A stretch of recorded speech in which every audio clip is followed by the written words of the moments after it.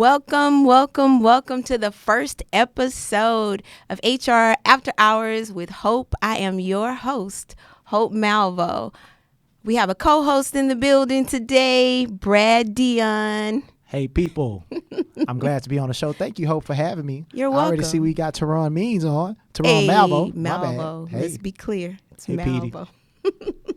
So our co-host will change from time to time. He's still considered a regular. You'll see a few more other faces, but I'm just so excited. This is our first episode. Thanks for joining. Share this video. We want to make sure that folks are jumping in and they're getting this knowledge that we're going to be feeding them on today. So I wanted to let's be fast friends real quick. Let me just introduce myself and let you know about my background. So I've been in HR. I've been in the business field for over 15 years. I know I look 15, but I'm older than that, right? I look 15, don't I? You do. A little bit. I look You young. look young. I look real young. You I look look real young. young. That's what young everybody say. in an old way.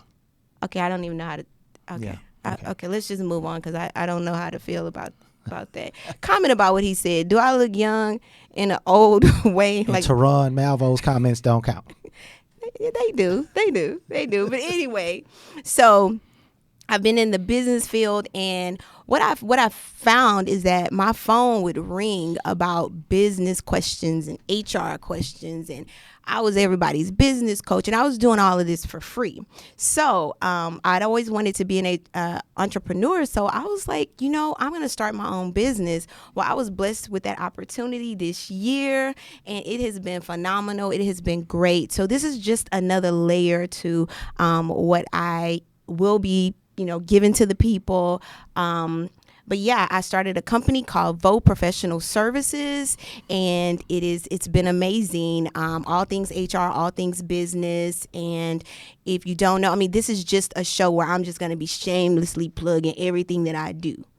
Right? 'Cause when you have your own show, I don't know if you're supposed to say that's that. what you do. I'm just going to warn y'all because I don't want y'all to think like, really, girl, you going to just keep bringing up your stuff. I am. I'm telling you right now. So be prepared to hear everything that's going on with my life. But anyway, so my business is unique because I'm coming from a human aspect. I don't believe that businesses always do that, and it causes employees to be disengaged. It causes clients to be disengaged, and I would like to just come from a holistic approach, and it's worked in my career thus far. So, I'm super excited. So thank Congrats. y'all for joining. Thank you. So Brad, you want to tell the people what you're about? Brad Dion, friend of Hope. Business person as well. I've been in business myself now for about 15. I'm gonna go with the same amount of time you went with, about 15 years. Background is in marketing and branding. That's what I really focus on. Dabble in entrepreneurship from time to time. We'll get into that a little bit later. Married, kids, all that good stuff. All that good stuff. That's that good stuff. And I most people who are married, they are generally more committed to a business. I'm just playing. I'm just trying to give the married people some love because we don't get that much love anymore. Okay, why did I start this podcast?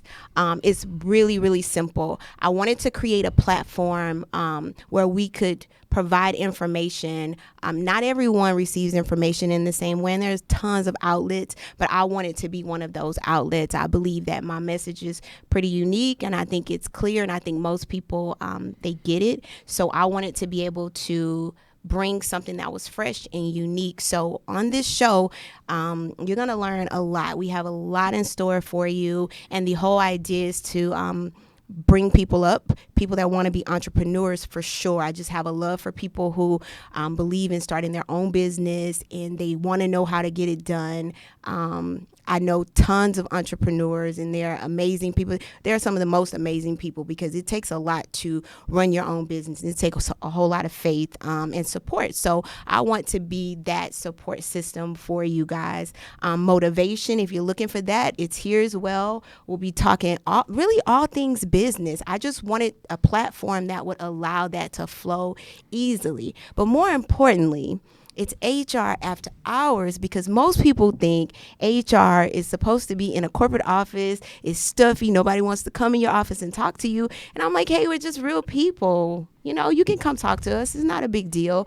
So I want to break down the stereotype that HR can't be approachable and we're not, you know, people you want to talk to. So that leads us to our topic. Why does everybody hate HR? I don't hate HR. I'm typically pretty good with the people in HR, but it's been brought to my attention now that people hate HR. The HR people that I've worked with, generally in the past, what I do is I get to know the HR people because I really want to know how much everyone else makes. So I try to make them my friend. You do it to be nosy. So I'm doing it to be nosy. But generally, I found HR people to be quite approachable and friendly. I can say, though, I do feel as if they are toting the company line. Okay. And a lot of the things that they are saying are very guarded or just might not be as authentic as I would like it to be. Okay, so someone asked, what is HR? Human resources. For those, that's just an acronym for HR. So human resources is the folks that generally gives you your offer letter, generally does orientation with you. If something happens within the organization, HR is generally the group you go to talk to about your issues. Brad, I think that is crazy that you said that. Like, you are literally one of the first people that has said that to me. I mean, I'm happy. I'm happy on behalf of all the HR professionals. Yeah. We're not a bad group of people. I don't understand why most people. So that was actually refreshing that you said that. Yeah, I've only had problems with HR people when they're doing like mass layoffs. That's like really the times that I have a problem. But why do you have a problem with that? Because they're the deliverers. They, they say don't shoot the messenger. Hey, you brought the message. Okay. Hey, Facebook followers, comment below. Do you hate HR? Is that, do you get nervous or scared when it's time to talk to HR? Like, what is your take? I mean, I don't work in all organizations, but I know in the organizations that I've worked with in the past, I'm going to just keep it real from an HR perspective. A lot of HR people are being driven by the leaders, the executives. So they don't have as much freedom as you think they may have. So, I mean, I know that's ironic. They're the ones that's, generally writing the policies, writing the procedures. But hey, if you're not given the freedom to be able to kind of go outside the box and do things a little differently in the organization, then you're kind of handcuffed to whatever the leaders want to do. So Felicia says she doesn't hate HR either. Yay. Okay, so I'm up, Hope. Okay, come on, y'all, comment because I've done my research. I've done my research on this. So here's the deal too. HR can be your best friend.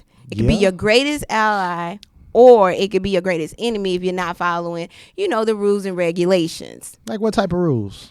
I mean, policies and procedures. So HR's job is to call you out on that. If you aren't doing what you're supposed to do, you're supposed to get called out on that by your manager. And then if you're not following your manager's instructions, then HR has to call you out. Somebody has to police the people. So HR is looked at, in that way too. Now you're starting to, push me to the side of not liking, not liking HR. You can't change it. You can't change it. You can't change it. Calling you out on that was kind of harsh. I felt really like an employee. When I said that? Yeah. Oh, when it's HR mode on you? You did. Okay. You did.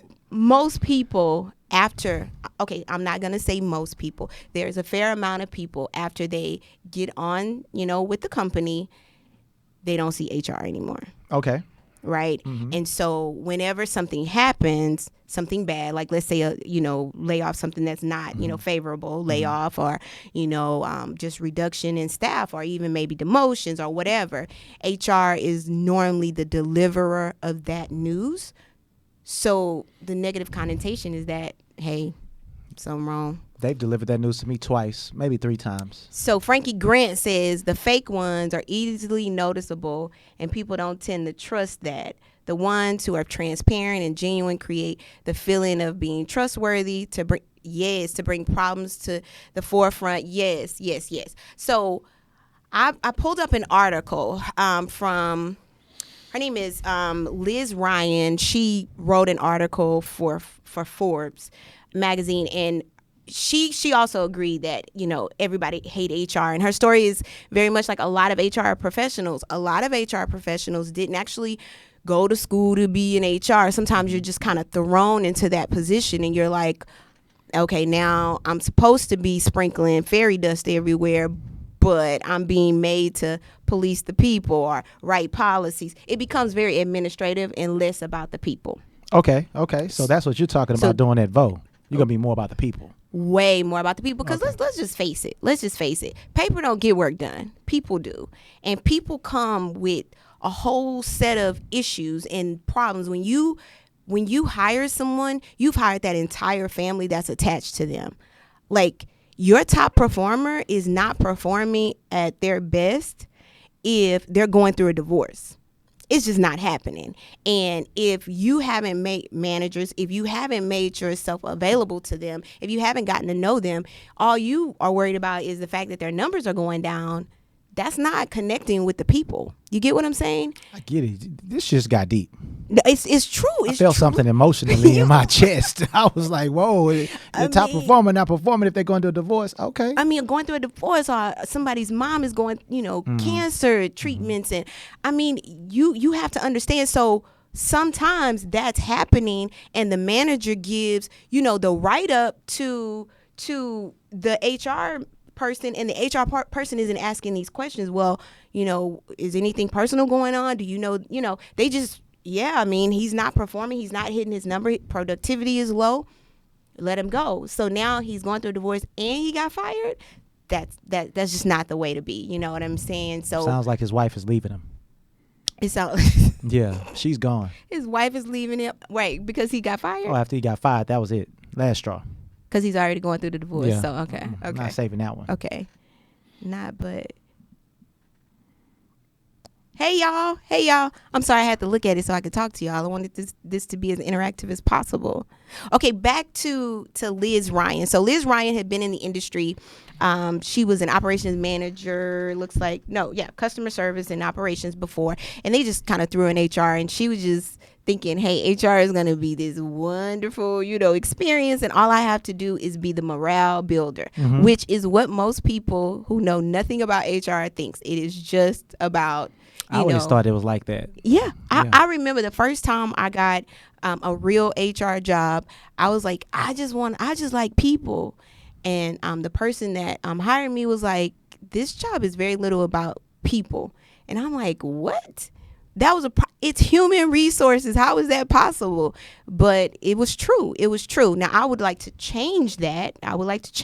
But millions of organizations today, they feel the same way. It's not about the people. So Liz found this out too. She was like, you're not necessarily worried about being, you're not necessarily worried about getting a lawsuit from your vendors or your clients because you're doing your best to please them. But you're worried about getting a lawsuit from your employees. So that's why a lot of companies are very much about policies and procedures, and they're just waiting for the next person to sue them. Well, if that's your whole goal, is to, look out for that employee that's going to sue me, you already lost. You lost the war. So what should companies be looking to do then? If it's not just, if the way of the past was to look out for employees that are trying to sue them, what should they be doing today?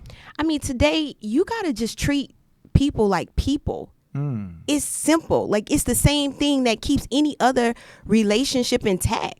You got to treat people like people. Truth of the matter is, this is an employee market today. Very different than before. And we have a whole different generation and a whole different show about generations and, baby boomers versus, the millennials, and now the Gen X, the Gen Ys that are coming up, and we are Gen X's, and it's a whole different dynamic of how you would treat an employee. So if we're still doing things the way we used to do things, well, we've already lost, because we're in an employee-driven atmosphere now. So that means what I don't get, I'm just going to go somewhere else and get it. So it's not the employee that needs to change. It's the managers, it's the executives, it's the folks that are being, hiring these folks. Like, they have to figure out the need of the people. And truth is, people just want work-life balance, pretty competitive pay, and want to be able to do their job. Like, we hire people to do their job. And I've heard of tons of managers that you've hired someone to do the job and then you micromanage them about doing the job. Like, that's counterproductive. That's foolishness. You've never experienced that. Well, I mean, I've been micromanaged before numerous times, and my personality type does not lend well to being micromanaged. I actually like to just get my work and then just be left alone to do what I need to do. But yeah, micromanagement is the thing. And oftentimes when people say they're not a micromanager, they are. Those are the very people that screaming, I am. It's time to get scared. Screaming, I am. But here's some of the things she pointed out, like in her article, and I thought it was so good. I was trying not to say all 10 were amazing, but one thing she said was HR people seem to take the company side in any interactions, never the employee side. HR people are not viewed as trustworthy, even though they say, tell me what's on your mind. HR people stand idly by while incompetent and abusive supervisors get promoted and mistreat employees. Like, I could literally I think that's unfair, though. I think that one's unfair to say about HR. I don't think that when an incompetent or mistreating incompetent and abusive supervisor. I think that if the employee brings it to the HR representative. Whoa, because let's be clear. It says stands by idly, so that therefore they knew. But when they say, but I just take it like when they say stands by idly, like the HR person might be on the 7th floor and never ever know, but the person expects someone to see that. And if you look at one of the questions from Patricia Bradley, I think it kind of touches upon that. Your eyes might be a bit better than mine. Can you read that? Okay, once an issue is brought, this is from Patricia. Once an issue is brought to HR, who is responsible to investigate it and save reputation and job of the individual in question. Okay, she's saying that HR, they want to save the reputation and the job of the person that the employee is bringing, to them. Yeah, because I understood what she was saying, though. So if an employee goes to HR about a supervisor, HR, in what she's saying is HR would protect the supervisor and, save their job. Well, I'm nervous if I take something to HR. I'm sorry. I kind of agree now. You agree now? How you going to change your mind? No, I agree with one of those points. Like, if I take something to HR, I just feel like you work for my boss and you're going to tell them what I told you. Okay. I mean, okay. Is that true? No, it shouldn't be. It shouldn't be. It shouldn't be. Like, the whole goal of HR is to make sure that you're a human resource, not just for the employees and not the executive staff or not upper management. It doesn't work like that. Like, that should be the rule of thumb across the board. HR is supposed to act the same with everybody, whether it's the COO, the owner, or, the lower person, doing a job there. Like, no one should be above anyone. And truth of the matter is that happens in a lot of organizations where they don't necessarily value I'm not going to say they don't value the worker, but you often see supervisors being protected. So I agree with what Liz is saying. I agree with what Pat said in a lot of instances. Not all the time, but you do find HR, not necessarily. And I don't think they're trying to, quote unquote, protect anybody. They're just not doing their job. It's really as simple as that. They're like, okay, you figure it out. Because we do also try to empower the manager to figure it out. Like, the whole point is to resolve the issue, not necessarily fire anybody. Like, no one should be getting fired. At the end of the day, if you have two willing people that are willing to work and they're hard workers, you just want to resolve the issue. But something has to be done. If it's an incompetent and abusive supervisor and HR isn't doing anything because they may be a top performer, it happens. The next thing was HR people often spout policies instead of actively getting involved to remove roadblocks their employees face. Hold up. Patricia is, if you know. What happened? Who keeps HR in check? HR in check? Whoop, whoop. Well, police is the police. Well, Patricia, you have spoken. No. Okay, so they're managers in HR, and generally, like the vice president or whatever, they report to an executive person, which would either be the CFO or the COO. So yeah, I mean, they do have managers. What type of organization are we talking about, Patricia? Because that matters too. If you're in what I would consider to be a big box company, like your, I'm not going to name any company names, huge companies with thousands of employees, sometimes it is difficult for HR to have that one-on-one personalized touch. And that's why you hire Vo Professional Services, have a consultant come in, and they can be your culture builders. But I mean, I understand, I see the question about who keeps HR in check, but what can HR really do to like hurt someone besides, the only thing I can think of is we negotiated down the amount of salary we would have given them. Like, why does HR need to be kept in check? I mean, well, you're familiar with that space. What she's saying is, if HR isn't doing their job, who checks HR? So who? Okay. Yeah, like who checks HR then? Because I've brought HR an issue, and so if I brought them an issue and they're not actually doing anything about it, who checks them? So I do understand. The question is just depending on what type of organization you're at, and if you the executive staff has to get on board to let HR do their job. Sometimes hands are tied. I mean, it's a lot of reasons why a situation would go awry like that. It just depends on the facts. So Frankie says employees don't always know both ends. Very true. They just know their end. Companies aren't always transparent. HR tends to know both ends and are able to facilitate problems between the manager and the employee. So they aren't always protecting the company. They just have more insight than the employee does. And that is actually true in a lot of instances. Sometimes HR, their hands are tied. They are looking at more than one view, more than one point of view. You also have to understand too, HR generally has a record on you. You're mad about this one instance, this one situation that's happened. We're looking at a file of stuff. Like, okay, this is a pattern. So as employees, we're not always looking at ourselves as being, the person that needs to change. So maybe it's not the supervisor in some instances. Maybe it's you. If you're late every day, you late. You need to wake up earlier. That's your thing. That is so annoying. If you're late every single day and your supervisor writes you up for being late every single day, why are you in HR's office saying he's picking on me or she's picking on me? You're late every day. So sometimes there's reasons for this, but it's people. It's people. And again, why are you late every day? That's an employee, you can send them to the EAP for that, the employee assistance program, to figure out what's going on with them. Like, what's wrong with you? Oh yeah, that is part of employee assistance. Hey, that must be at a big box, because if it was at a small box, if you're late every day, you late. Yeah, but I'm just saying, sometimes depending on the resources that the company has. But the point is, you dive a little deeper. That's not always a write-up. Supervisor and employee. I was thinking more like fire. No. You don't just. Okay. Late it depends. It depends. You don't let it be every day. Why is it every day? Because that's the question I would ask the manager. It's every day because I'm late too. You're late every day? I'm late too. I didn't notice they were late until it was time for reviews. Then I figured it out. Supervisor was late. Supervisor late. Well, he need to write up too then. Or fired. In your case, you said fired.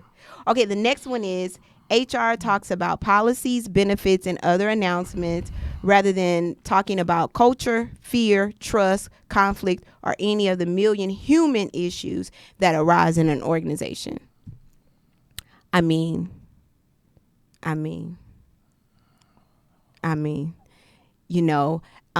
some organizations are really, really good at building culture, and some organizations, because I don't want this to be a session that all companies are doing this, because it's not true. There are millions of companies that are doing an amazing job. Can I say one? Amazing. Sure. The Container Store. I worked there in college. Amazing company to work Amazing. for. Amazing. I worked at Home Depot. It was pretty good too. I still get upset when people don't do what they're supposed to do at Home Depot. What do just give Oh, us now, a if little you bit. go to Just Home give us Depot. a little bit. What should people do At Home Depot, one of the major things that you're supposed to do, if you ask someone to show you where a product is, Okay. they are supposed to walk you to the product. Okay. If they do not do that, Okay. they are not operating in the proper way. Okay. Okay. That's The guy behind the camera said, "We got a few minutes." I know exactly what the guy. See, that's why he's Just- probably not going to work out as the co-host. just He's saying. probably not going to be a regular, okay? Because he's not getting. I get distracted easily. He got real distracted. I did. Okay, let me get through this one. Okay, HR people often have problems seeing the human side of any issue, and I'll just stop there because since I've been in HR, I have noticed that. Like, since I've been in HR, Wow. yeah, it's crazy because you do get so many issues because nobody's calling HR to say, hey, have an awesome day, you're great, you've done a great job today, hey, like you. They're not doing that, right? They're calling saying, my supervisor did this, my time is up, my money. They call HR for A payroll lot of people stuff. get the problems all the time. We're the right. So, halfway in the day, you're like, okay, I'm tired of hearing the issues, but it doesn't work like that because we signed up for this. Like this, as a human resources professional, every situation has to be treated just like You signed up to be the resource. You signed up for this. So I do agree that a lot of times, we get tired and get weird. All right, guys, we're going to take a quick break right now. We'll be back shortly.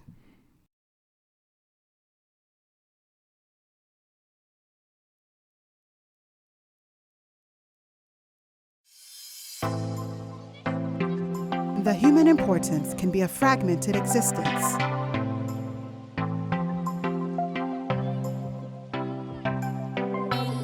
Don't take notice, and you'll miss it altogether. Don't miss it. Introducing your greatest resource, the human resource.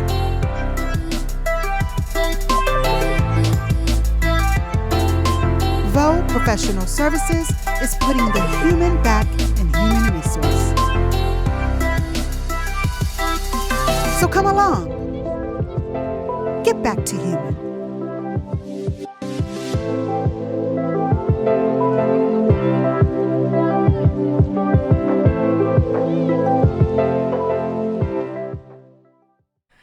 Welcome back to the show. So, I didn't mention that any subject matter, concerns, issues that you want us to discuss here, you can send those to hrafterhours1@gmail.com.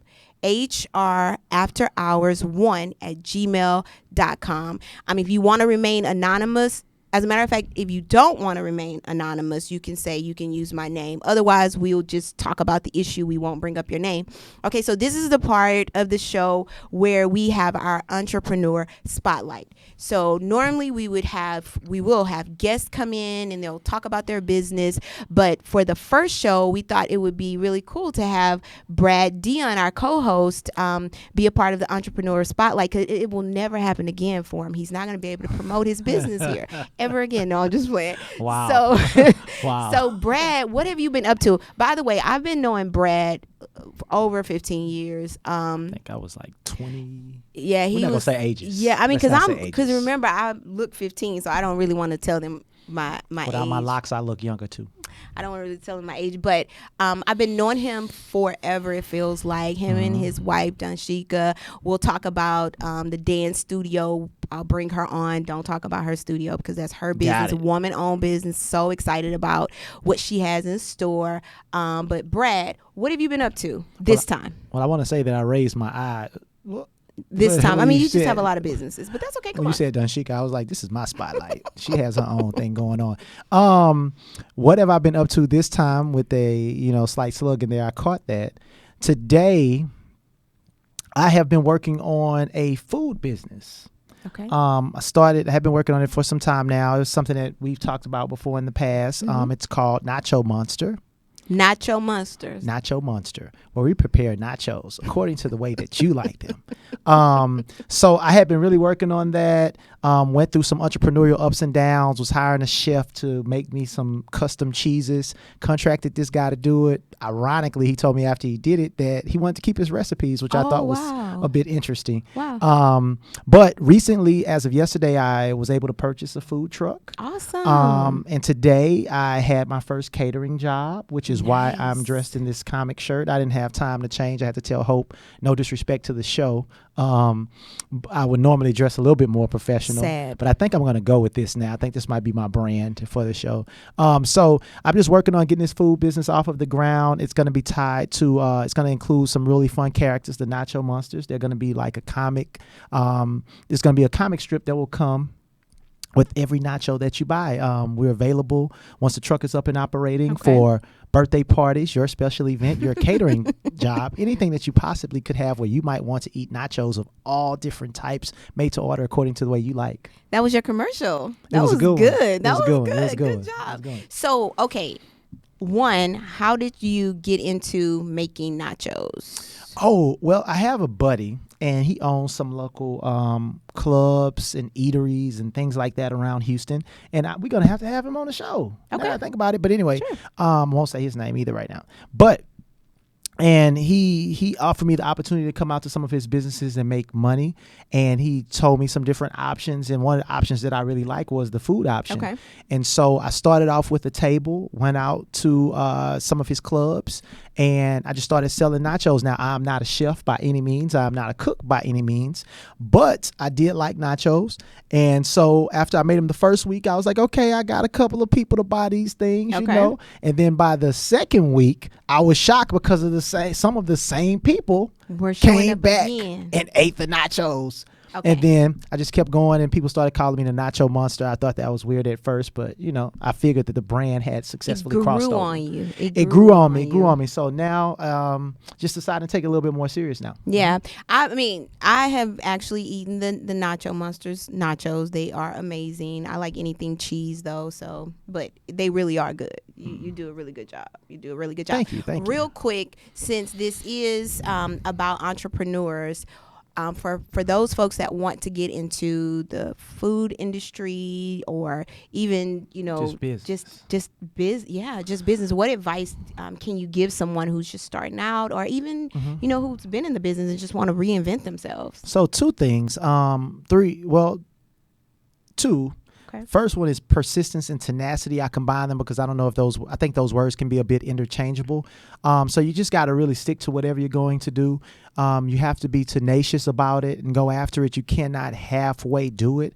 You have to fully commit yourself. That's something that I'm really growing to learn and to know. And I have a lot of business mentors, and from seeing these people and how they approach it, the underlying current is that they are persistent, they're tenacious, they don't give up. The second piece of advice that I can give would be something I like to call a 360-degree approach. Okay. And I think it's 360 degrees. How many degrees in a circle? Is it 360? 360? Yeah, I think it's 360. If it's not, I know it's 365. Okay, Brand. It's 365. If it's not, then somebody really smart on the other end, So, I basically take whatever I want to do. Let's say I want to start a food business, or I want to start a marketing business, or I want to start any type of business. I view this in my mind as one point in the middle of a circle. Okay. Right? And then around the perimeter of that circle, a circle has 365 degrees, meaning 365 points. I imagine to myself that if I am trying to reach that one goal, that there are 365 ways to reach that one goal. So what that does is it prevents me from getting stopped by roadblocks. It prevents me from getting stopped by fears. It always lets me know that there is another option. There's another way to make it possible and to make whatever I aspire to do happen. Got it. So I would say, utilize that 365-degree approach.